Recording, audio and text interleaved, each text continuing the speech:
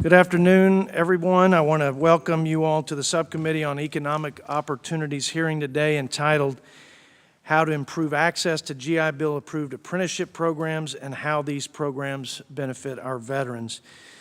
Expanding employment and training opportunities for veterans is the core mission of this subcommittee, and today we are here to review and what I believe to be one of the best unknown and underutilized programs designed to help veterans achieve economic success. And we want to change that unknown part by using VA's on-the-job training and apprenticeship programs. Veterans are able to supplement their incomes with both the stipend payments from VA for their post-9/11 GI Bill benefits as well as the wages from their employer while they are a trainee. And most importantly, at the end of their training program, they are able to step right into a beneficial career. I strongly believe there is a growing need to better align student outcomes to higher education funding, and I've commented on that before. And I don't know many majors or programs at institutions of higher learning that can guarantee a job essentially at the end of their programs. This promise of employment through apprenticeship training is what makes this program so special. Despite many of its positives, there are very few veterans decide to enroll in an apprenticeship program through their GI Bill benefits. In fact, the latest data from the Student Veterans of America Invest project found that only 6% of students who have used the post-9/11 GI Bill are in a OJT or apprenticeship program. A 2015 GAO report found that those veterans who do find out about this are more likely to obviously avail themselves of the program. The report also found out that the VA is not doing a sufficient job of educating those veterans in transition. The GAO report also mentions the paper-based system that is inefficient and burdensome. And finally, the GAO recommended the VA do a better job of tracking student outcomes, which I know we all on this committee are interested in, and to know if this program is working and what needs to be fixed to make it work better. I look forward to hearing from our witnesses about VA's response to these recommendations and the progress that has been made since 2015. I'm also concerned about reports we've received that the antiquated approval criteria for these programs make it incredibly difficult for larger employers to create a meaningful apprenticeship program that is approvable across state lines. I look forward to hearing from Dr. Westcott of the state approving agencies about how we can streamline these procedures to incentivize the creation of positive programs while maintaining appropriate quality and oversight. Finally, I'm interested in hearing about our private sector witnesses about the great things that they are doing for veterans and their experiences with the OJT and apprenticeship programs, as well as why veterans are valuable to their programs and workforce. I do want to mention, I thought it was a little odd that we invited the Department of Labor and they have some policy that they can't serve on a panel alongside non-government witnesses. And I just find that odd, and it's certainly inefficient for us to do our job and ascertain information from all stakeholders to improve the process, improve the service, and help our veterans. I met with the Secretary the other day on an unrelated issue, and he seems like a guy who has a good deal of common sense and judgment, good judgment, and I just can't imagine that he's aware of this. I can't imagine he would support that. So I hope that changes so we can do our job, get to the bottom of these program efficiency, cost effectiveness, outcome opportunities. And enough about that. I don't want to belabor that, but I was surprised by that, and I wanted to note that publicly.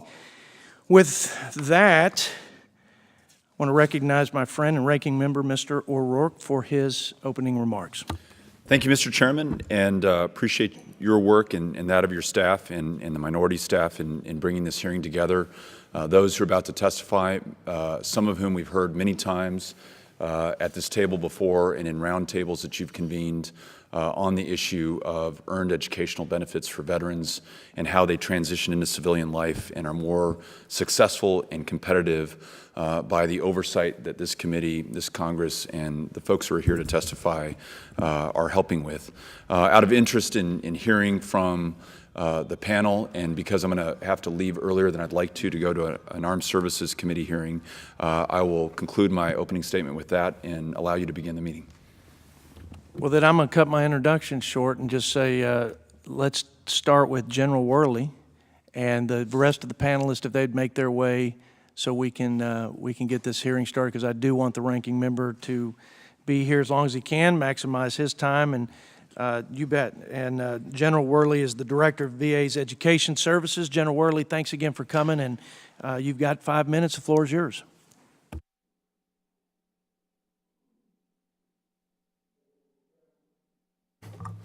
Thank you, Mr. Chairman. Good afternoon, Ranking Member O'Rourke and members of the subcommittee. I'm pleased to be here today to discuss the Department of Veterans Affairs Education Benefits programs. My testimony will focus on VA's administration of apprenticeship training under the Post-9/11 GI Bill and other programs. Public Law 111-377, signed into law on January 4th, 2011, amended the Post-9/11 GI Bill and expanded the benefits and access to programs available to eligible participants. The Post-9/11 GI Bill is the most utilized, as you know, of VA's educational assistance programs. Apprenticeship programs are available to eligible veterans through their VA education benefits, including the Post-9/11 GI Bill. These programs allow veterans to learn a trade or skill through training instead of attending formal classroom instruction. A veteran generally enters into a training contract for a specific period with an employer, and at the end of the training period, the veteran gains job certifications or journey worker status. Veterans pursuing apprenticeship training under the Post-9/11 GI Bill receive a monthly housing allowance, which decreases in 6-month increments as wages are increased.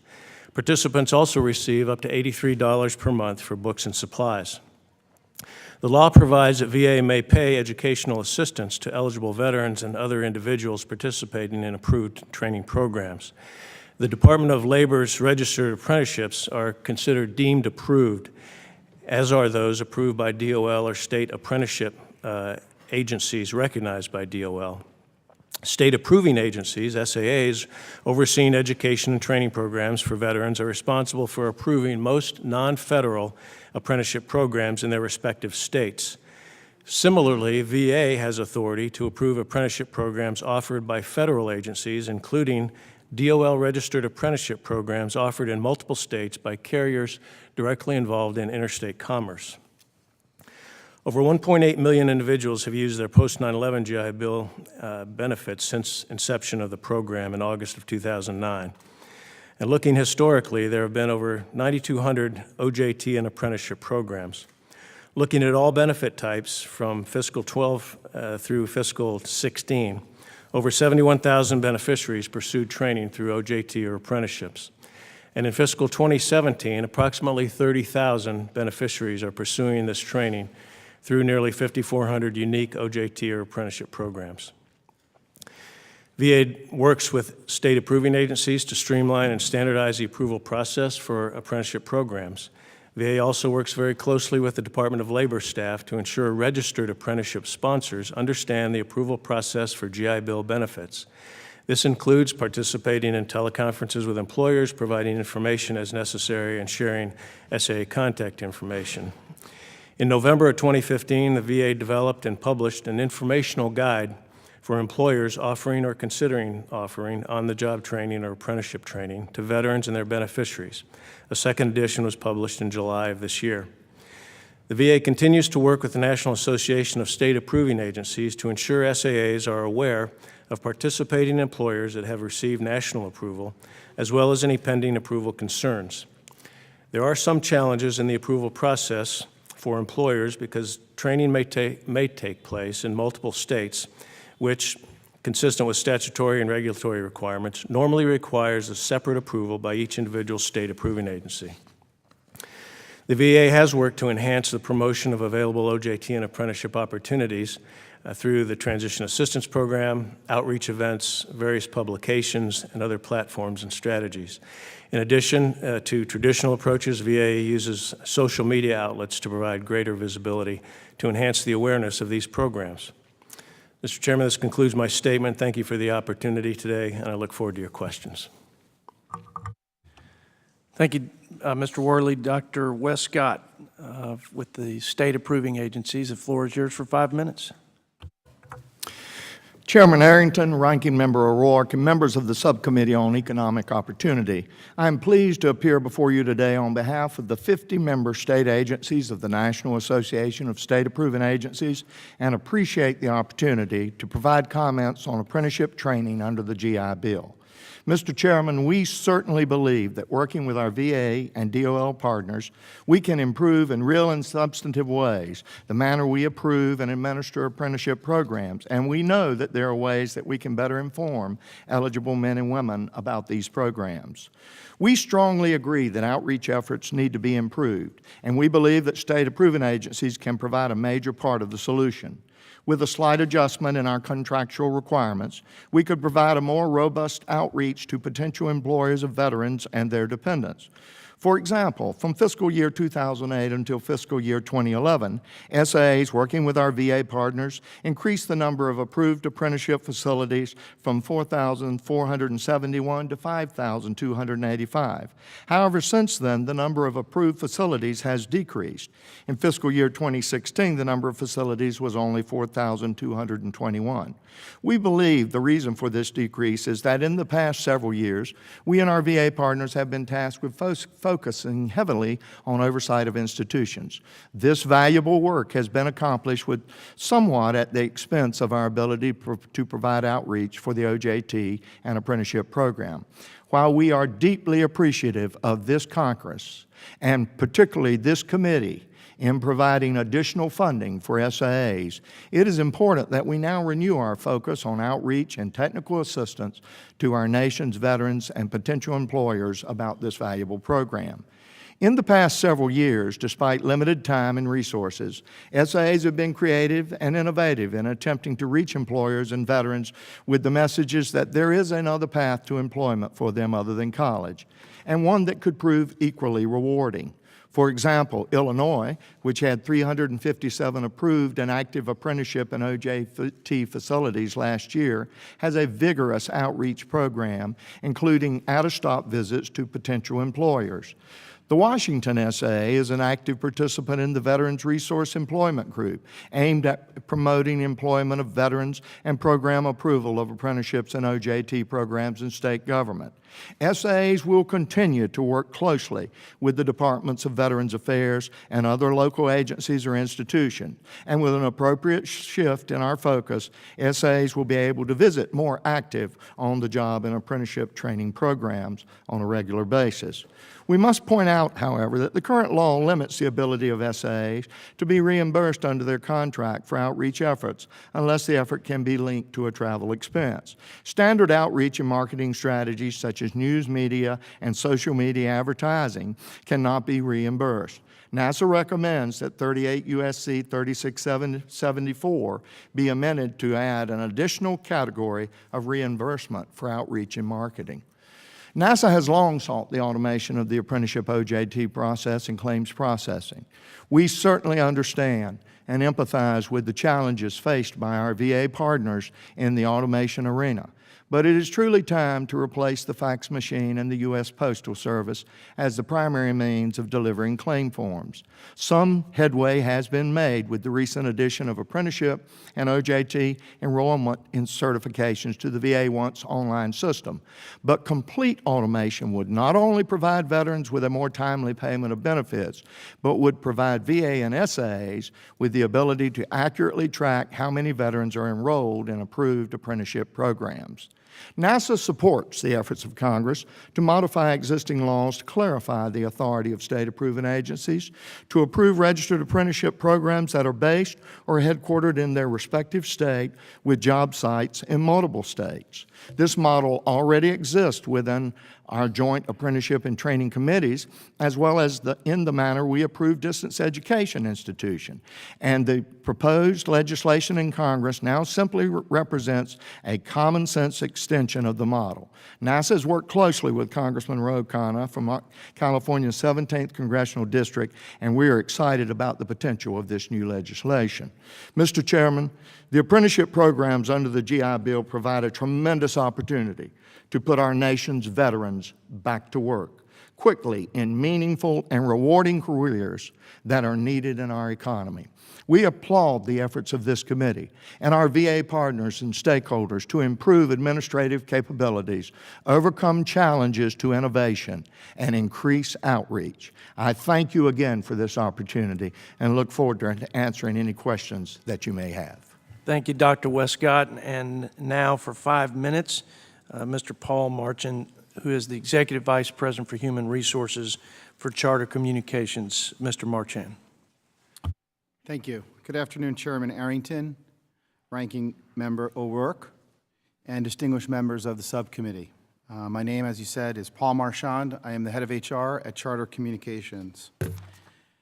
Thank you for the invitation here this afternoon to discuss a topic that we believe is vital, not just to Charter, but to the country. And that is to improve economic opportunities for our brave men and women through GI Bill-approved apprenticeship programs. I'm honored to be sitting alongside these highly regarded representatives from both public and private sectors.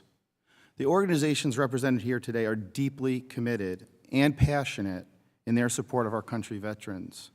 And we appreciate the committee's bipartisanship and commitment to improving the lives of our veterans who have done so much for our country. Charter is America's fastest growing TV, internet, and voice company, and we're proud to serve more than 26 million customers in 41 states across our land. Every day, highly skilled, diverse workforce helps us deliver better products and better services under the Spectrum brand to our customers across our footprint. In total, we have 92,000 employees, and we're committed to hiring 20,000 more by 2020. Primarily by ending our reliance on offshore call centers. And at Charter, we are proud to say that veterans are a valued member of our team. Today, Charter employs 12,000 veterans, 13% of our workforce, and essentially we've doubled the government's requirement of 7%. This year alone, between January and August, we've hired approximately 4,000 veterans, and we're committed to increasing our overall veteran hiring by 5% over the next 3 years. Veteran skills, you see, translate very well in our company. They bring mission-oriented mindset that's effective across all of our business units and all levels of our organization. Importantly, we don't just want to hire veterans. We want to help them build on technical skills they gain from military experiences and begin a second and important career with Charter Spectrum. So we attract, we hire, and we intend to retain these veterans through several programs and partnerships. We recruit veterans by going where the service members are, at military bases in the communities in which we serve. Charter is now part of a new career resource center at Fort Bragg in North Carolina. Through that partnership, we've provided 4 weeks of training to active duty men and women who are in their final months of military service. This program allows Charter to begin a relationship with these service members and provide them a taste of what it's like to work as a technician. And it's at this start of a pipeline into our Spectrum Broadband Technician Apprenticeship Program and a fulfilling career. This well-regarded program, our apprenticeship program, allows these newly hired technicians to receive certification. These qualified veterans who are discharged in the last 10 years can secure GI benefits by completing the program's classroom curriculum, the required on-the-job training, which allows them to both earn tax-free money in addition to their Charter paycheck. Today, over 1,000 technicians are currently enrolled in 5 states that are home to large military bases in our program. One graduate of such program, Fabian Luna, was hired as an installation technician just out of the United States Army. And since being hired, he's been promoted 5 times and currently works as a Spectrum Field Tech Supervisor in Morrisville, North Carolina. Our program has been so successful that we're working with the Department of Labor to expand it to a national level program, ultimately offering it in all 41 of our states that we operate in. Moving forward, we have a clear sense of what needs to happen to reach commitment to increase hiring in the percentage of veterans in our workforce. We will do this by the following: growing our presence on bases to ensure we're reaching veterans before they leave active duty, partnering with key military and veteran organizations like the VFW, Hiring Our Heroes, and many others, increasing awareness by veterans of our hiring roles and opportunities, and ensuring that veterans that are hired are not just hired to a job, but are given opportunities to grow and develop their careers. Finally, we want to move faster and go further with our efforts to increase the number of veterans in our workforce. Charter stands ready to work with federal and state agencies to build the awareness of these programs through more robust communications and improve the overall process and make it easier for companies to offer programs and veterans to apply for them. In closing, our veterans served us at home, abroad, with great sacrifice to themselves and their families, and we owe it to them to make sure that when they leave active duty, they have careers that they continue to be proud of, and they can support their families with good benefits and real pathways to advancement. I thank the committee for your time and look forward to answering any questions you have.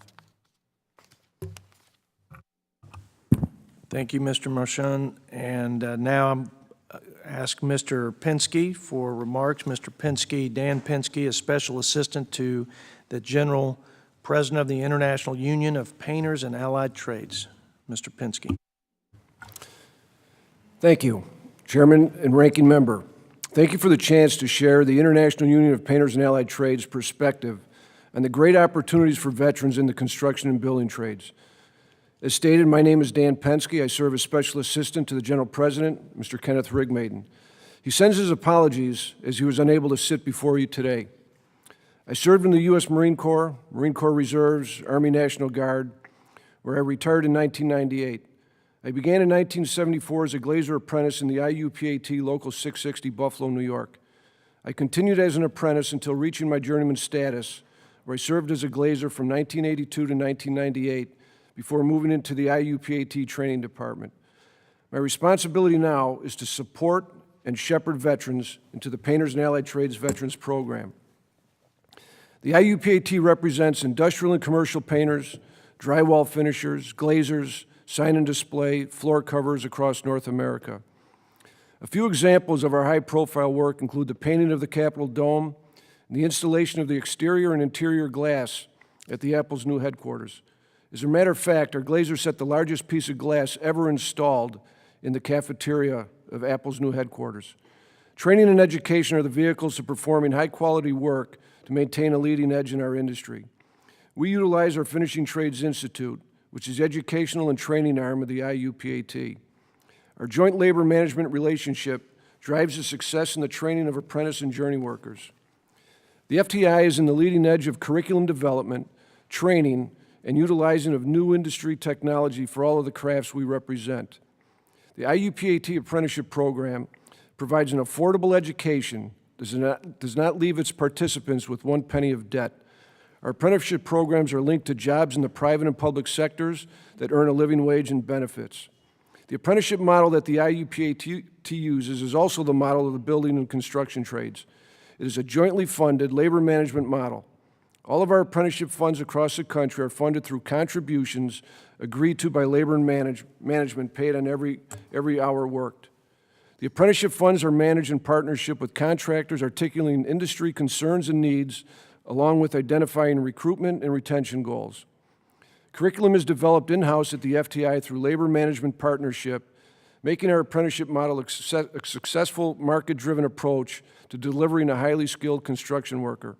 This partnership enables our membership to pursue lifelong learning opportunities. Nearly 2/3 of all registered apprentices in the United States work in the construction industry. Among construction apprentices, roughly 3/4 are enrolled in a union-sponsored apprenticeship program. Our IUPAT Veterans Program, or PADVP, began 4 years ago. PADVP offers transitioning service members a 4-week program that blends classroom and hands-on training on the base at our training centers and off-base.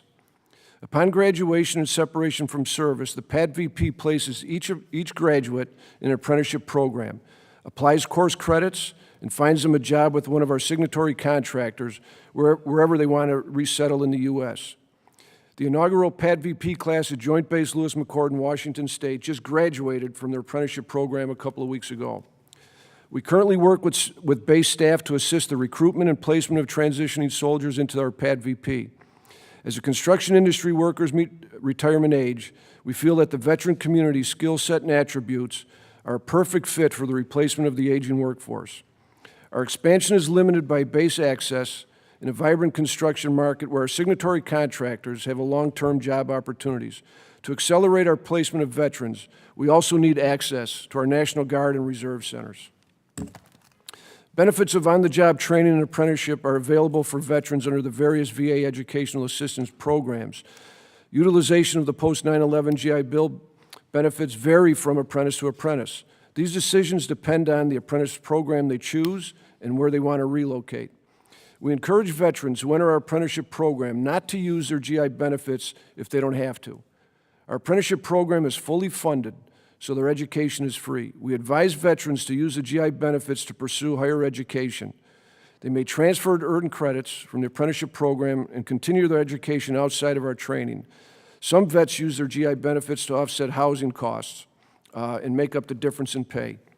The needs of tomorrow's workforce require us to adjust to the rapid changes in the technology of our industry. This committee should consider ways to strongly encourage the use of apprentices on federal construction projects. As we know, this is the best way to increase apprenticeship opportunities. This in turn will increase the number of veterans placed in career paths in the construction industry. Thank you for this opportunity to address the committee. I will entertain any questions at this time if you have them. Thank you. Thank you, Mr. Penske, and thank all the witnesses for your testimony, for your time and input. Exciting opportunity to expand on and enhance a program that is working for our economy, it's working for our veterans, it's working for companies like Charter Communications, and so let's figure out together how we can make it easier for veterans and promote this opportunity to veterans so they can avail themselves of it. I'm going to reserve my time and let my colleagues ask questions, and I have several, and if they don't ask them, I'll get to them here at the end. Mr. Takano, I recognize you now for 5 minutes of questions. Wow. Sir. First of all, let me welcome you all here and thank you all for testifying today. I wanted to, where's that question I was looking for? So General Worley? Okay. General Worley, do we have any data on the number of veterans using the GI Bill for on-the-job training, or about which employers are receiving the most GI Bill on-the-job training? Do we have any of that data? In fiscal 17, we have, by our records, about 30,000 individuals in OJT and apprenticeship programs, and I'll use this together because OJT apprenticeships are very similar programs. I don't, off the top of my head, I can tell you whether more of them are in one particular skill set or another. I can take that for the record, Congressman, if you'd like me to, but the number of individuals or beneficiaries so far this year is about 30,000. Okay. Do we know who are the top employers using the GI Bill for OJT? OJT? I don't have that information with me, sir. I'm not sure if NASA might have some of that data, but we can take that for the record. Okay. Thank you. We'll look forward to that information. Will there be any earnings data or outcomes data on veterans who use on-the-job training? One of the recommendations in the GAO study, as the chairman pointed out, was focused on outcome measures.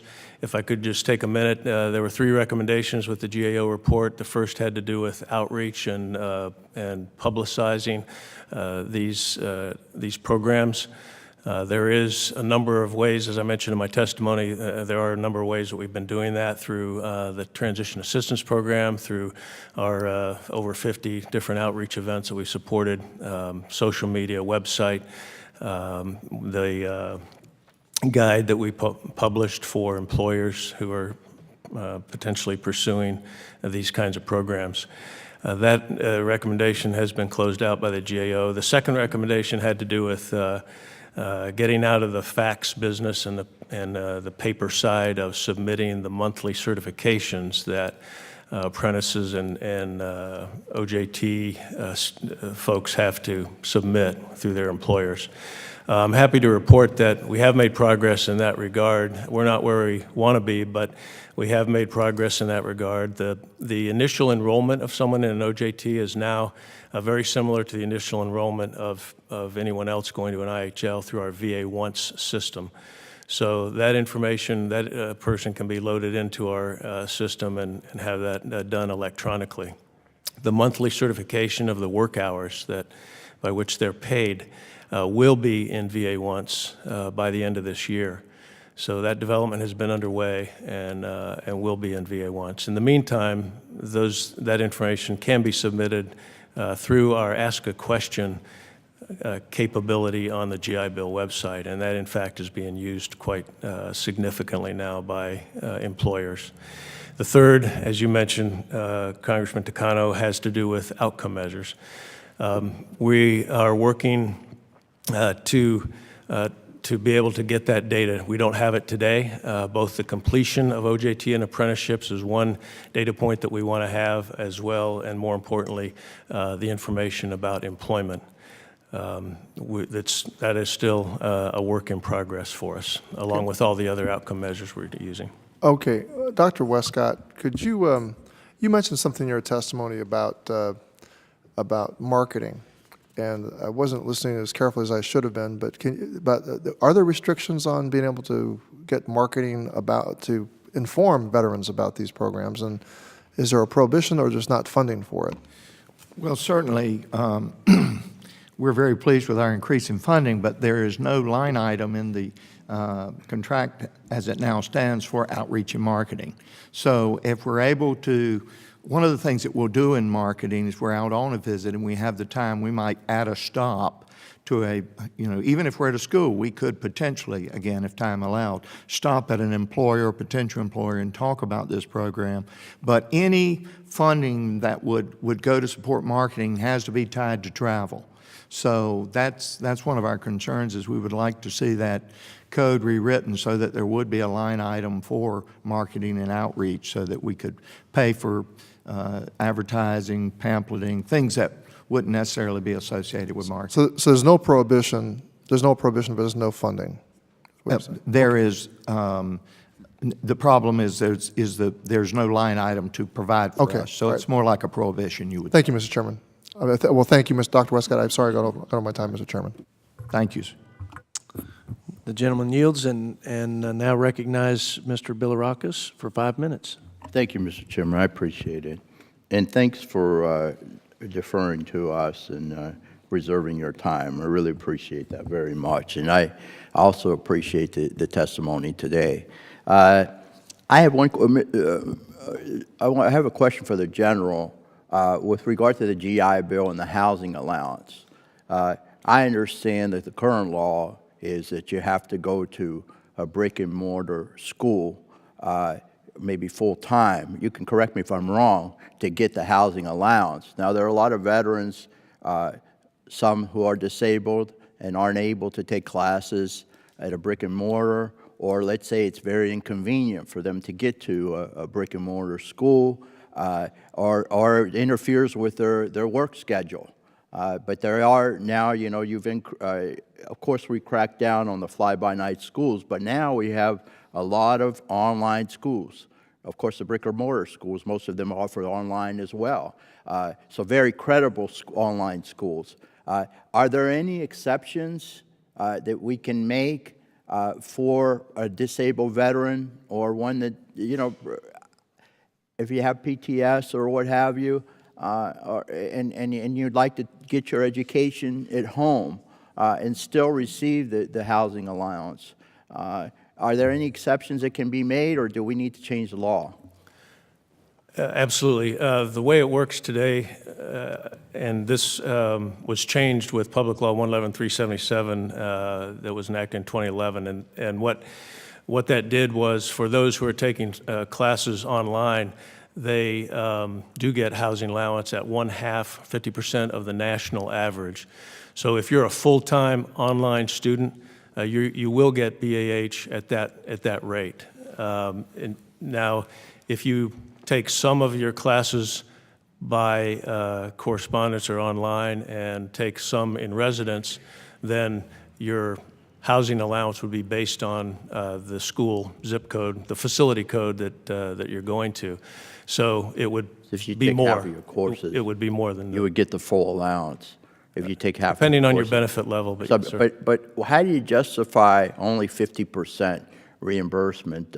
You know, where they still have to pay, if the housing allowance is to pay for your mortgage, what have you, or your bills, because you aren't able to work full-time, what have you, why not get the full allowance? To increase that would require legislation, sir. All right. All right, thank you very much. The next question is for Mr. Martin. I hope I pronounced that right. And I'm very familiar with charters, infrastructure, being from the state of Florida, and I know y'all do a lot of good in the community and help veterans. Your investments, coupled with nearly 12,000 veterans who make up your workforce, help local economies and tie you to communities you serve. And I want to thank Mr. Pinsky as well, again, for hiring our true heroes. And they are the best workers because they're dedicated. They have the work ethic and the integrity. So I appreciate that very much.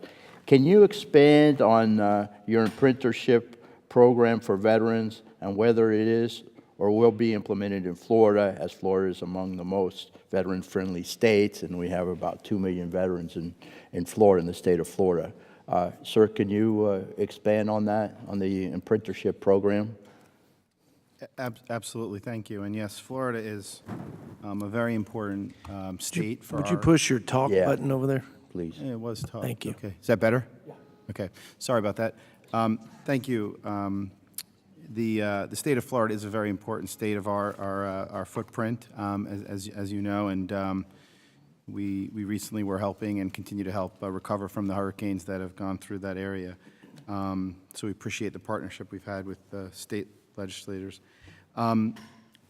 Currently, it's not offered in the state of Florida, but it is a state that we are working to roll out the apprenticeship program to. We are currently in 5 states, Missouri, Nebraska, North Carolina, South Carolina, and Texas. And our intent is to go after all states that we have our business operations in, which would be 41 total states. Some of the states that we're going to go after require us to have National Department of Labor certification, and some states are going to require individual state-by-state applications and processes. So Florida is absolutely in our focus area, and will be part of where we'll go next. Okay, thank you very much. This question, again, is for you, sir, and also Mr. Pinsky, if he wants to talk as well on this subject. Are there particular skills that veterans have that make them more attractive to an employer like Charter or to the painters union, what have you? Let's go ahead and start with you, sir, Mr. Martin, and Sure. Mr. Pinsky, if you'd like to respond as well. You know, I think there's a wealth of skills that veterans have that we've already addressed. You know, there's a tremendous amount of technical capability and expertise. They are very process-orientated, clearly collaborative. I would also say that beyond skills, there's a tremendous character. There's a work ethic and a character that is, you know, unquestioned. They're dedicated, they're hardworking, they're resilient. They'll work through things like hurricanes with pride and with passion. So I think it's a combination of those two things, character and capability, that make them outstanding employees, and typically they stay a lot longer than our average employee, so they retain in the company. I agree. Well, my time has expired, but Mr. Pinsky, can you briefly address that? Thank you. I would add a couple of more things. Number one, they're mission-orientated, and they will get the job done, and they're very team-orientated, which is very important to the construction trades that we represent. Their safety is up to standards, and being a former Marine and looking at these veterans coming into our program, these veterans look out for each other. And in this apprenticeship program, it's another family for them, transitioning from the military into these apprenticeship programs and getting into our union. It's something that just energizes them and motivates them. They're there every day to go to work. They understand that making money for our employer is huge, and they do it. They do a great job. Thank you. Thank you for your service. Thank you. Looking forward to you bringing the program to Florida. It's there. Thank you. It's there. Well, Mr. Martin, the charter. Thank you very much again. I want to thank the gentleman from Florida. He yields, and want to recognize my friend from California, Mr. Correa, for 5 minutes. This most important hearing, a very important issue, and thank you, gentlemen, for all you do for our veterans. You're welcome. It's my opinion that the best thing you can do for a veteran when they come back stateside is to get them a job, getting a good middle-class job. And gentlemen, last week I was in Los Angeles, and I ran into the chancellor of the Los Angeles Community College District. We struck up on a discussion about construction, bonds issued in LA, construction, project labor agreements, and they have a PLA in LA, community college, and I asked them, I said, do you have a local hiring requirement? He said, yes, we do. We have a local content and veteran content requirement at 35%. And I said, so what percentage are now veteran and local? He said 55%. Of all the employees, LA Community College construction are at that level. In Orange County, a number of school districts, a number of cities are moving in that direction as well. State of California just is embarking on a massive brick and mortar construction project throughout the state of California. So you got what appears to be massive demand for trained folks in the construction industry. A lot of them are also happen to be retiring. And so the general question to all you gentlemen is, I presume you have a plan to hook up with all of these folks that are going to need all these trained workers. And given all the veterans that are coming back, I think we're looking at a gold mine. If we can figure out how to connect all these veterans with all these new jobs that are about to explode, at least in the state of California, in my district. Congressman, let me just say that we in the state approving agencies are excited about those opportunities. I can tell you from my perspective, because I also serve as the executive director of the North Carolina State Approving Agency. We just began working with this contract for apprenticeship and OJT this past year. One of the things that I did was I met with the president of the North Carolina Community College System to talk about how we could promote apprenticeships in conjunction with that system. We think there's a very real possibility of linking that outreach. I would also look forward to meeting with National Guard leadership in the state, and also Thank you very much for that. yes, so that again we could reach out to these folks and make them aware of this extremely valuable program.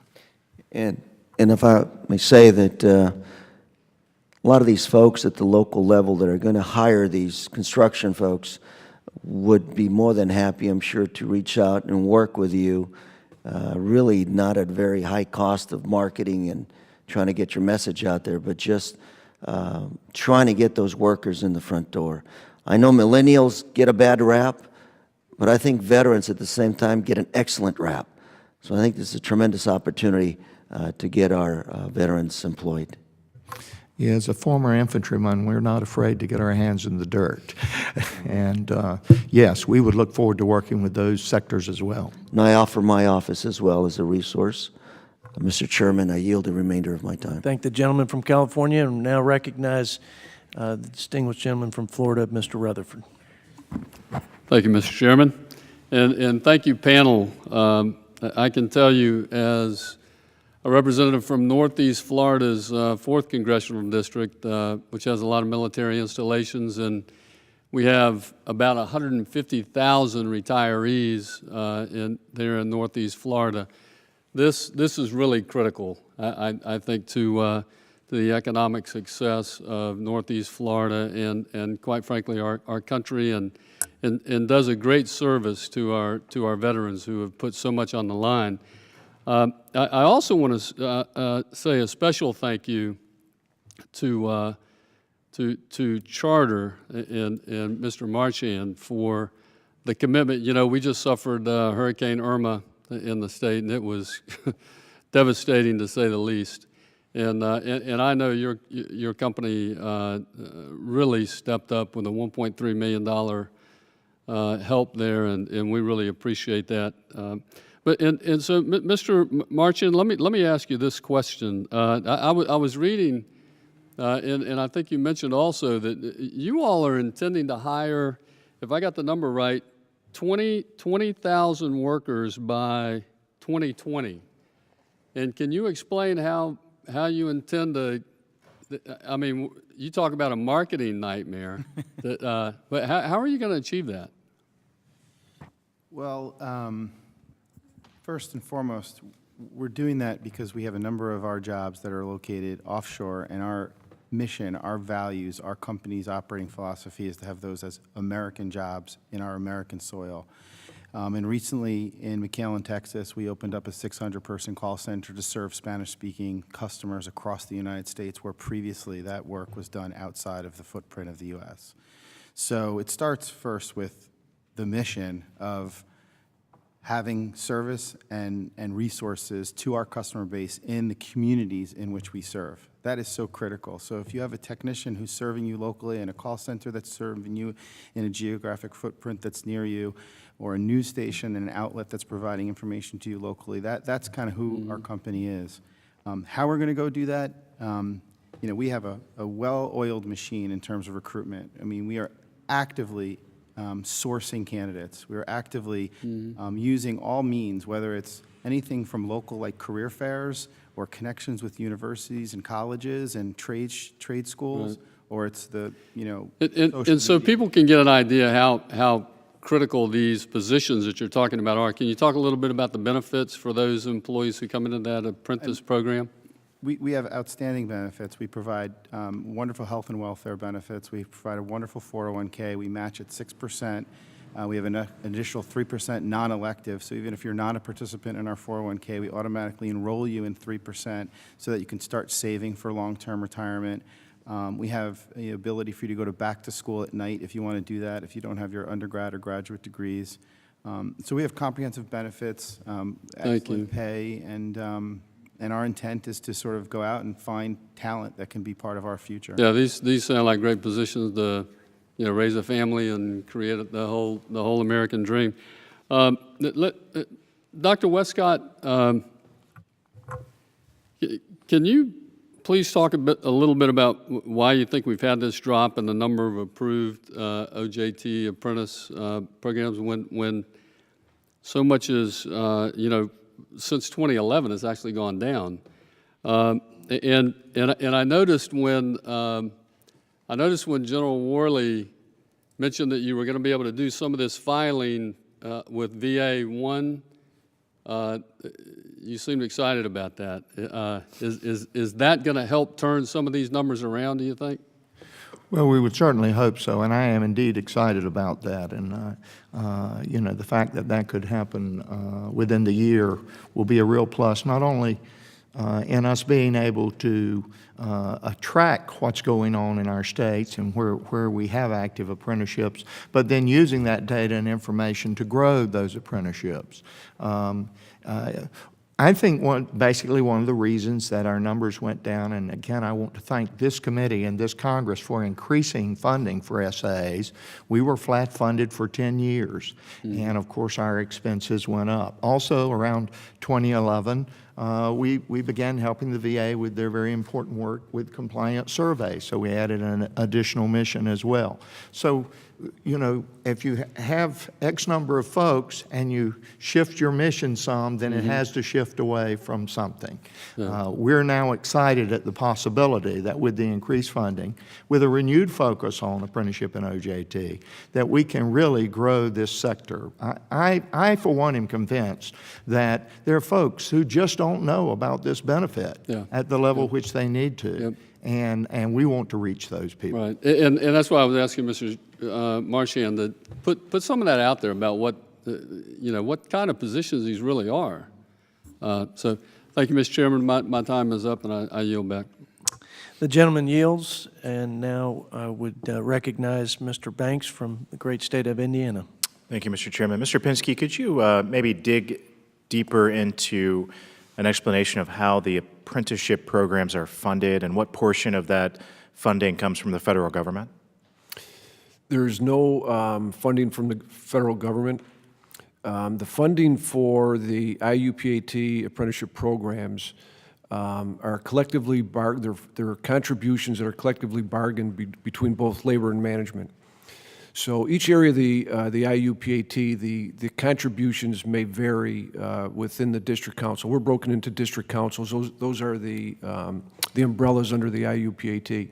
So those are funded locally. All that training is funded locally. On the international side, the Finishing Trades Institute, that is also a funding off of per hour. And through that funding, training grants go down to our training centers throughout the IUPAT. In every area of the country, we have some very good training programs because of the economy in large numbers. In other areas, we have some smaller ones. So they get subsidized above and beyond through the Finishing Trades Institute out of the IUPAT. So funded entirely by dues-paying members? Correct. Okay, very good. To expand on that, can any veteran join an apprenticeship program, or how do you select the veteran who would be able to participate as an apprentice? Well, up at Joint Base Lewis McChord, there's consultation. It's getting into the TAP office, explaining to the staff there and to the veterans what the programs are about. Then there'll be one-on-one consultations, talking about the programs, talking about the benefits, because it's ironic because people here at Painters Union and they think that's all that the program is about painters. Once they really understand that, as I said earlier, drywall finishers, glazers, so on and so forth, they may have a choice, a wider choice than to say what program I'd like to get into. At that point, if it's through the base and we end up doing a 4-week immersion program, then we will put those folks into the direct apprenticeship program. But how specifically are they selected? Looking at their ASVAB, looking at their through their communication, through their interest in the programs. We found a little bit in the past where some of the veterans came into the TAP office. They wanted to get into the apprenticeship program, but it really wasn't for them. Glazing, you can't be afraid of heights. Industrial painting, you can't be afraid of heights.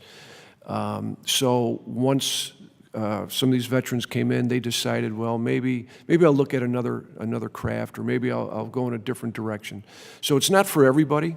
But the biggest thing that I think that General President's vision is, it's opportunities, and it's opening the opportunities for our veterans to get into the program. One of the other methods we have is we have a Painters and Allied Trades veterans website, and I get emails from veterans all the time inquiring about the IUPAT. It starts off with a few emails. I'll ask for a resume, then it turns into some phone calls. And if this veteran says, you know, I want to go to Indianapolis, I'll contact the training director there, whatever trade that they were looking at. I'll walk them through all the crafts that we represent, the timelines of the apprenticeship, their benefits that they receive from on-the-job learning to getting college credits for the courses they take and the advancements beyond that. Then we'll get them put into the program or the area that they select to go into. Okay, thank you. General Worley, does the VA help counsel veterans and help them figure out whether an apprenticeship program might be better for them than a 4-year degree? We don't, at least in education service, we don't have the resources to counsel individually. In the vocational rehabilitation area, which is not my lane, but there is counseling provided for disabled veterans for their education and employment efforts. So our work at having the consumers, informed consumers, is through the various media that I mentioned and outreach events and those types of things, sir. So it's a capacity, it's a funding issue to allow you to give that good counsel, that good advice to veterans to help them choose one over the other? Well, we have about 1 million beneficiaries a year using the GI Bill benefits that we have, so that's a big task to be able to counsel each one of them, sir. Thank you. I yield back. The gentleman yields, and now I will yield myself 5 minutes. And following on some of these questions, and then we may have a second round for those who want us to stay. And I know Mr. Takano has some follow-up questions. General Worley, I apologize for not saying General Worley. You earned that title, and thank you for your service. This notion of a monthly certification by the recipient, participant in the program, and the institution or the company seems a little onerous to me. It seems like you could do a semi-annual, maybe even annual, with audits sort of signed off on by both the institution, so you got accountability on both ends, but then just sort of sample the population and audit, save some money there. That was just the first thing that came to mind when I was learning about the program and asking questions with my colleagues. So any thoughts about that, so there's not a monthly paperwork issue? Mr. Chairman, the purpose of the monthly certification, and maybe certification is the wrong term, but it's to verify to the VA the number of hours that were worked, so we can put that into the system and pay the beneficiary. I think as we get better in terms of the technology, this will be very easy to do and very unburdensome through the VA-1 system. But I mean, certainly, you could do that less frequently, but again, the purpose is to get those work hours. Pay them per the amount of time they've spent up to that point. So that makes sense. I appreciate that. And then Ro Khanna, Representative Khanna, is a good friend, and I'm always encouraged when other members outside of our committee engage their veteran population and come to us with ideas on how to fix things and make them easier for our veterans and improve the quality of service, et cetera. So I really wanted to say, first of all, kudos to Mr. Khanna, and it sounds like a great idea to me that you have a company headquartered in X state but has a number of other states with a presence, that they would be able to, or you all would be able to, safely and responsibly and appropriately certify them with a streamline in other states, at a minimum streamline, maybe even just with one approval that is reciprocated throughout the number of states where they have a presence. I mean, common sense, doable, still safe, responsible for the veteran and all that. Any comments, Dr. Westcott? Mr. Chairman, we indeed are very pleased at this idea. We've been in conversations with the Congressman over the past several weeks about this, and when they first came to us, we talked with his team, and then actually with him as well, and talked about how we could do this. It's an extension of what we're already doing in the distance learning area. It makes sense. We're making sure that we have the protections in there for the veteran. The state out of which this national apprenticeship is originating will make sure that it meets the required standards of the code, that veterans have protection.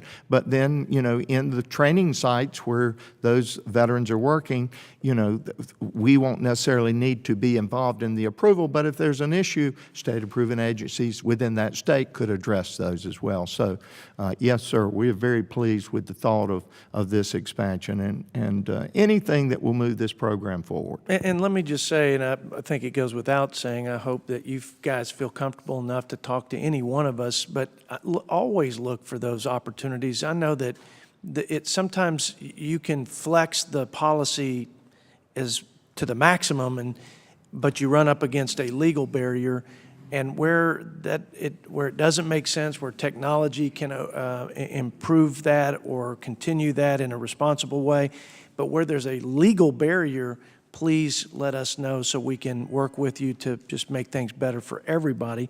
I've got other questions, so let me ask my last one for this round to Mr. Marchand. Is that how you say it? Marchand? That works. Marchand?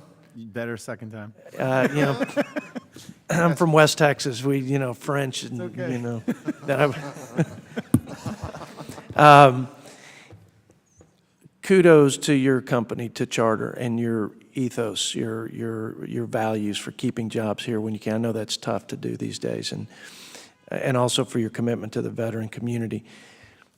It seems like you guys have as much of an incentive to promote and raise the awareness of this program as the VA. I mean, you guys benefit.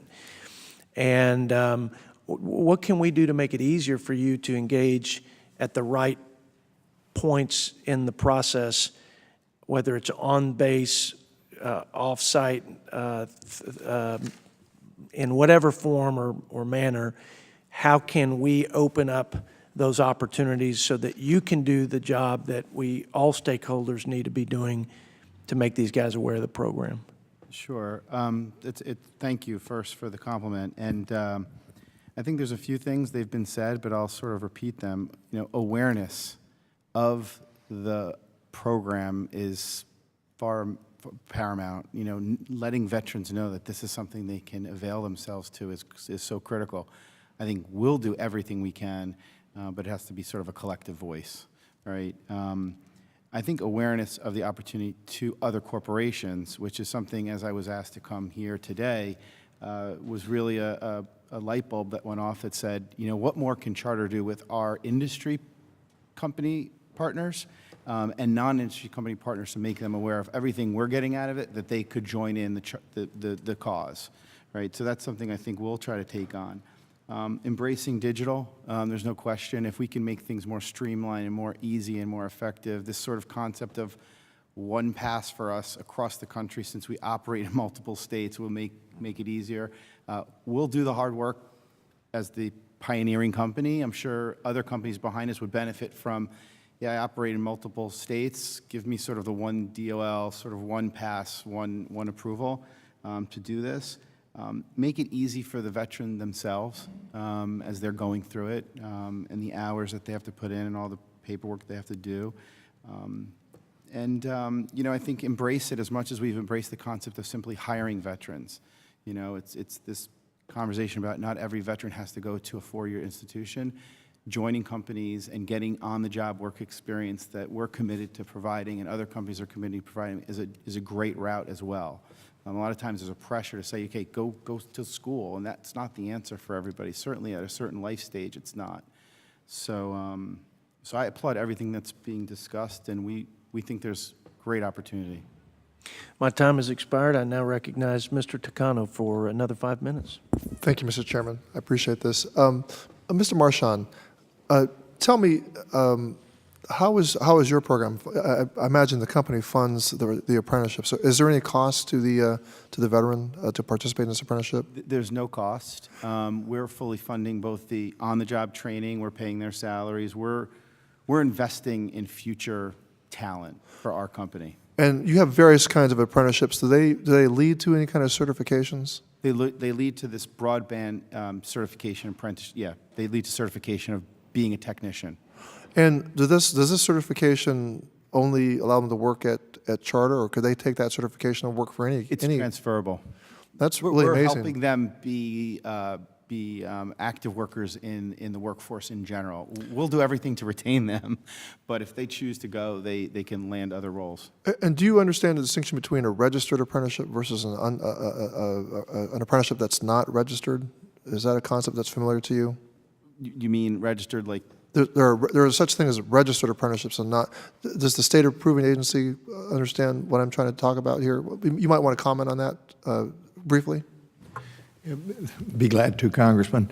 Basically, of course, registered, they have to go over to the Department of Labor or to the state departments of labor and register that apprenticeship. If for some reason they don't want to do that or do not wish to do that, then we could work with them to develop an apprenticeship, a non-registered apprenticeship, and then the veterans could use their benefits in that program. Obviously, if it meets the qualifications for a registered apprenticeship, we will always encourage them to engage with, our state departments there. And my understanding from council is that Charter's apprenticeships are registered.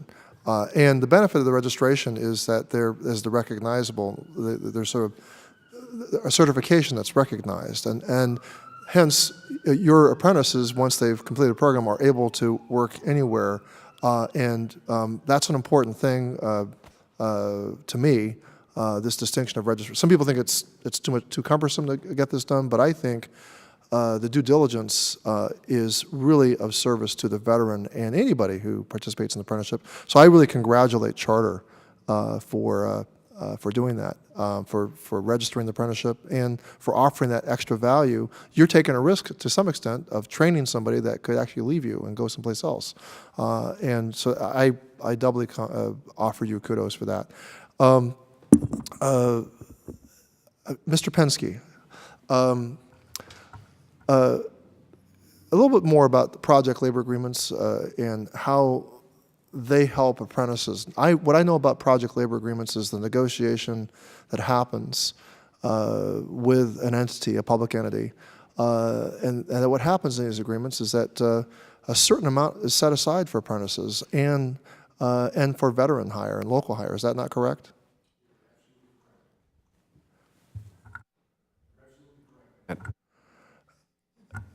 And what I find remarkable is, and the question from my colleague, Mr. Banks, is that no federal dollars are involved in paying for these apprenticeships. And again, is there any cost to the veteran or the apprentices to participate in your programs? There's no cost at all. It is all self-funded through the IUPAT and the affiliates in the IUPAT. And is the IUPAT, like many other labor unions, do they have training facilities? Do you have a training facility where you train your apprentices? Currently, there's, I believe there's 107 multi-craft training centers throughout the IUPAT today.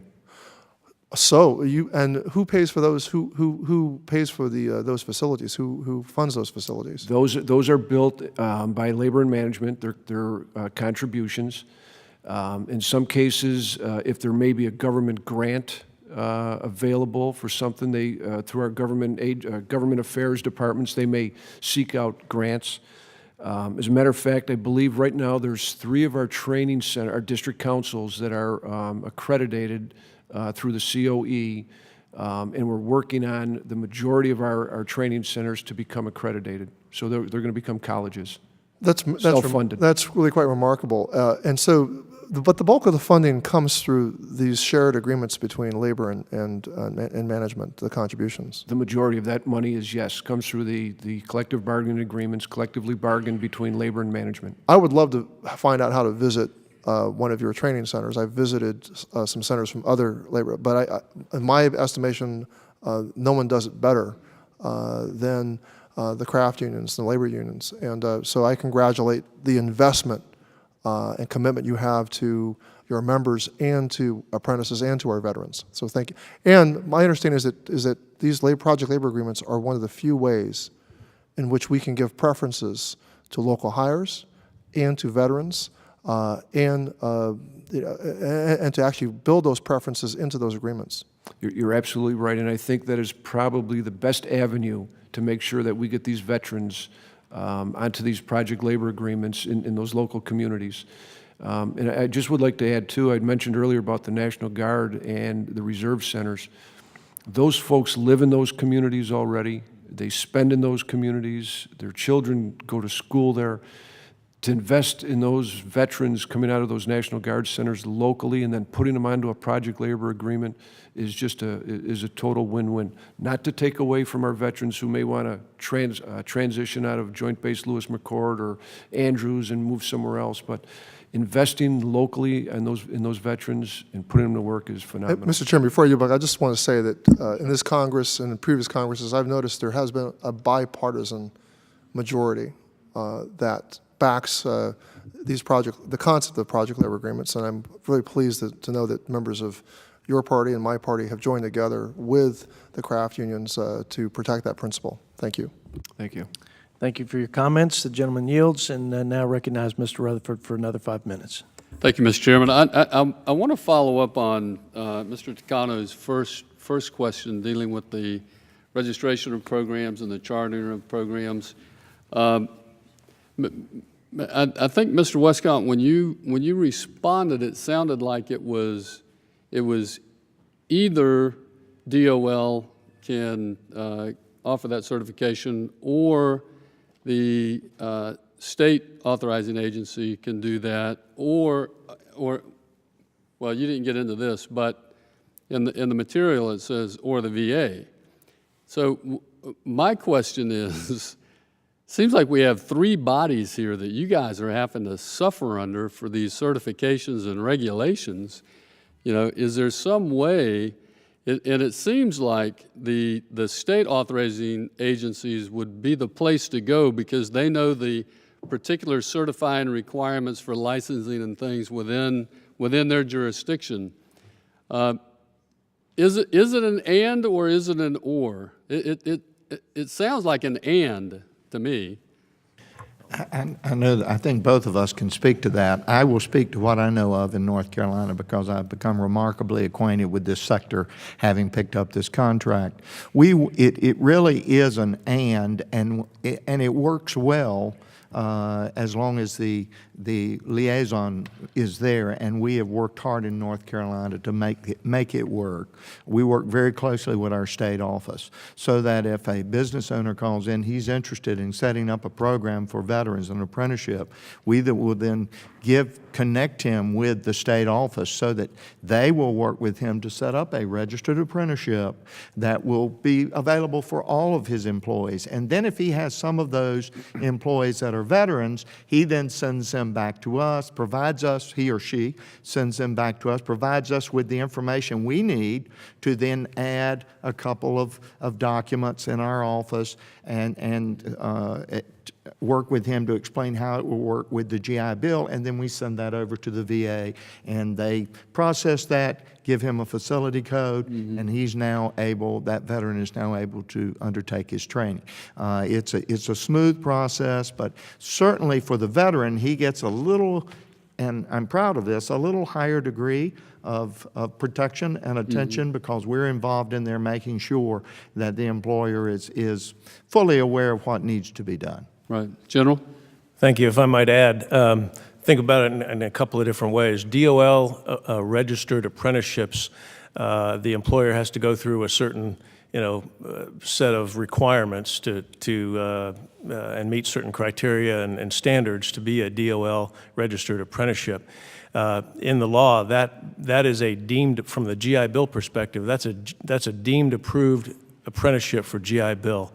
So they don't have to reinvent the wheel when they go to the state approving agency. They have to provide a notification. There's a certifying official and an application, and then the training package that they already had.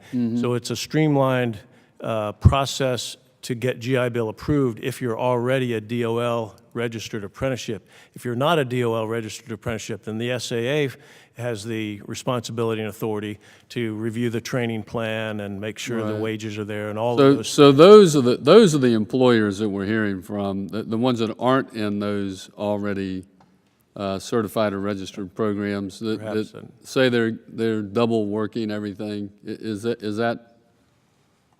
There might be that complaint out there, I don't know, but there was a significant effort back in 2015 that has progressed to today to try to streamline that process and reach out to DOL apprenticeship, registered apprenticeship employers and let them know, if they didn't already know, that it's just a couple more steps to be a GI Bill approved apprenticeship. Well, to kind of follow up on the offer by the chairman, if you think there's a need for a legislative fix to streamline that for those employers out there, let us know. Thank you. Yeah. I yield back my time. The gentleman yields, and the chair would offer any comments from Mr. Correa. Mr. Correa, if you have comments. Conclusion, or are we having the last? No, we're going to keep going as long as you have questions. Just very quickly, do we have, gentlemen, any thoughts of following up on how veterans do after they finish their apprenticeship programs a few years later, to follow up to make sure that veterans are actually staying there, progressing in their careers, or maybe they need additional help to get over any of those invisible wounds they bring back from the theaters of war? I will just respond to that by saying that we are working on outcome measures and employment. I'm not sure about the longer term. Our initial effort is to find and track completion and employment, initial employment. But your point is well taken, Congressman, that we need to be looking long term at that. And if I may, ultimately, what we're doing here is connected to the VA and services down the road. So I know it's a little bit hard to make the jump, but they're all connected ultimately, and it's just some food for thought into how we can maybe make that jump and make the system seamless for some of these veterans who a few years later find out that, again, these invisible wounds come to the front. You know, one of the things that state-approving agencies would like to do, Congressman, and thank you for that question, is again to focus more of our efforts in this area. We would like to make more visits to apprenticeship sites and able to talk with veterans at those sites and find out what is working, and also find out when we're there on that visit where there may be other opportunities that we could also reach out and make others aware of this. So we are very much interested in not just the initial approval, but in following up on what's going on after that. The Chair, I yield the remainder of my time. The gentleman yields. Yield myself 5 minutes. Tracking results, outcomes is the key for us and for you all to know what's working and how we can improve on the programs, or when we need to move on to another program that will work. And so I'm always concerned when there's an issue with just collecting data, outcome data, or if the metrics are not the right metrics, they're inputs, not outcomes. And so, General, tell me what we're collecting now to know if this, and intuitively we believe it works. We have an example, a fine example here today, but we've got to look at the rest of the country, and we want to reward those people where the engagement is working, and et cetera. What are you tracking now? What needs to be tracked? Give us kind of an update on that.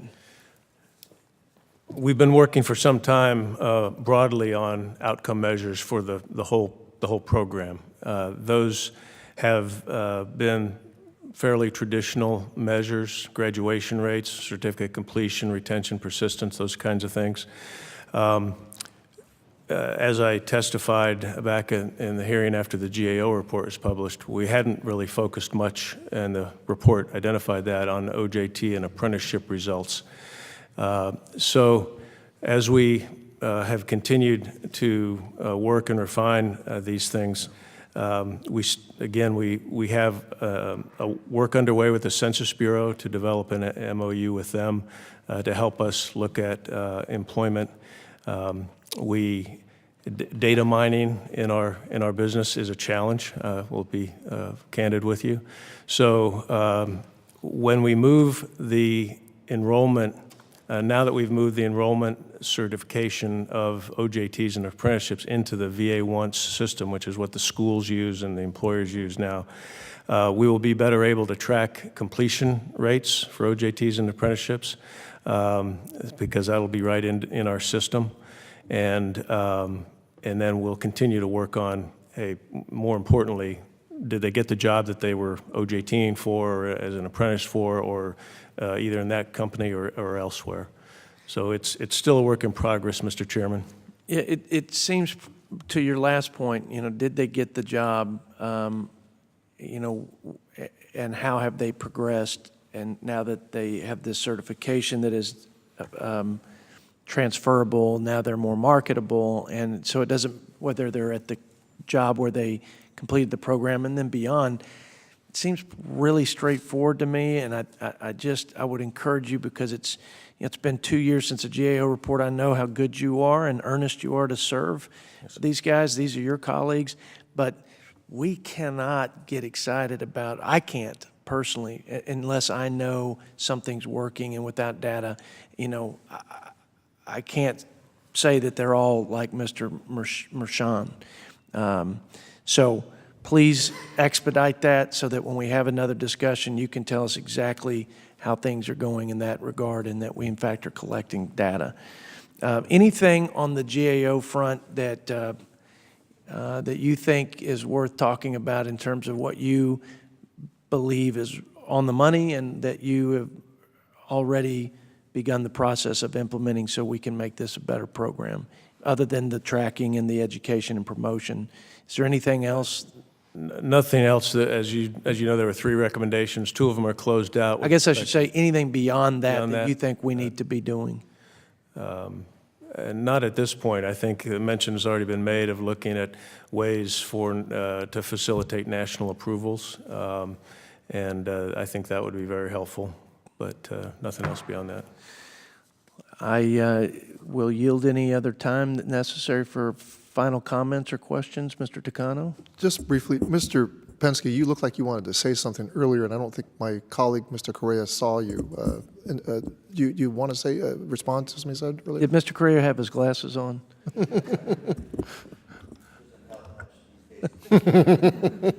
Go ahead, Mr. Penske. Go ahead. You got to. I just wanted to comment. You made mention of our veterans who may be struggling from physical or mental scars, or where are they later on in the program. This goes into tracking a little bit that the IUPAT does, but one of the things that I was getting antsy in my seat over was we're creating a veterans mentoring program for our veterans coming into our training centers.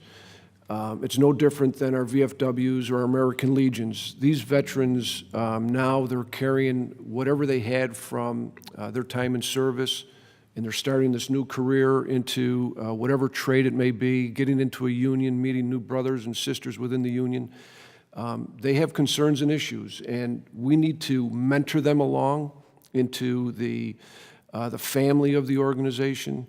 But they also, what we're creating, General President Rigmaiden is looking at this program. We have a mentoring program, but not for veterans at this point, solid into a training program. But we want them to be able to sit and express issues that they had or frustrations that they might have had on a job site that might have just been ready to send them over an edge. So we're looking at that. Mr. Chairman, I did want to comment about the tracking. As these veterans come into the program and they make application, on their application, it says apprentice. When they go through their training program and complete and become a journey worker, their status goes to journeyman. They receive their certificates from the Department of Labor of completion, and they have their certificate from the IUPAT, which is transferable to any IUPAT craft within the IUPAT.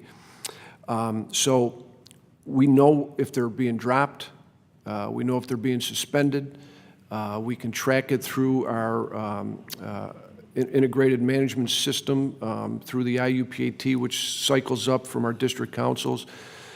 So this is really building, and our general president is very huge on requesting from me constantly about how many veterans are we hiring, where are we with our veteran employment, where are we getting them through the system. So I just wanted to add to that under the direction of our general president, this is an issue that's very near and dear to him because, again, we're bringing in new family members, and we want to make sure we're just not bringing them in and say, have a great life. Bring them in and nurture them along throughout the process. Will the gentleman yield? I just want to say. Of course I will. That's thanks for bringing that up because, again, I don't care what the program is or what the hearing is about. It seems to me that becomes my biggest frustration is that I don't have any instrumentation to guide this thing and so the fact that you guys are doing it as the union, what can I say? Great job. And I would expect that the same attention to those metrics are applied to all parties sitting at the table so that we can, again, ascertain what's working, what's not, and how we can turn the dials to improve it. That's all we want to do. That's all you want to do. But that information, it makes it really hard. So great job. Mr. Chairman, just briefly as I wrap up, thank you so much for this hearing, and thank you very much. I share your concerns about the metrics and the follow-up, and both of you, both Charter and the IUPAT are great exemplars of how you track and you take care of your apprentices. And Dr. Westcott, I really hope, I hope that makes you more excited about trying to get this going some more, because if the metrics are good, we should really be doing all we can to get more apprentices. And I think this opportunity really isn't as well known among our veterans as it ought to be. And Mr. Chairman, I hope we can get together and figure out how, if it's funding a line item for more marketing, I think there's a lot of value in getting people into the trades and getting people into tracks that aren't necessarily having to go to a four-year university, at least not right away. And I think not only veterans, not only the veteran population, but our country is hungry for these kinds of opportunities. And now I'll yield back, Mr. Chairman. I want to thank the gentleman for his comments, as well as Representative Correa and our panelists for your time. And Mr. Correa, last comments. Mr. Chairman, if I may have a couple of closing comments, or just wanted to reiterate again my thanks for your leadership on this issue, to our panelists for being here and doing the good work you do. And Mr. Chairman, just let you know that in my district, we do have a lot of veterans, and they're not going to go to four-year colleges. A lot of them just want to get that good-paying job to support their families. It's what this country owes them, and I think through your leadership here, I think we can come up with some good common-sense solutions to these challenges of giving our vets what they've earned, which is a good-paying job in this country. So look forward to continuing to work with you on these issues, sir. I heartily agree with my colleagues. I'm always a little nervous when I'm getting so agreeable with these guys. But you know, what can I say? Again, we want our veterans to succeed. There is a great need in this country and a gap in skills and a need for labor. And we, on this day when my colleagues and I on the other side of the aisle have been talking about making it making it easier for capital to flow efficiently to new investments and opportunities, to create higher wages through tax reform. And that's just one part of the productivity equation. The other is labor. And what better story than filling that labor need with our veterans? But they have to be trained, and they have to have charter communications companies step up, and they have to have the leadership of the VA being vigilant to make it easy for charters and for the veterans. So there's not a doubt in my mind that every one of us here involved in this discussion wants that to happen. A lot of these ideas, I notice in my short time here, will come with the folks on the front lines, the folks on the panel. So please, again, bring those ideas to us, and don't be bashful. And again, especially when it's a bright line that you have a legal barrier. And I know we will work together in a bipartisan way to solve problems here. That's what we're all here for. With that, I want to remind all members that you have 5 legislative days to revise and extend your remarks and include any extraneous material in the record of today's hearing. Hearing no objection, so ordered. If there is nothing further, this hearing is adjourned. Good job. Thank you very much. Good job. Enjoyed sitting.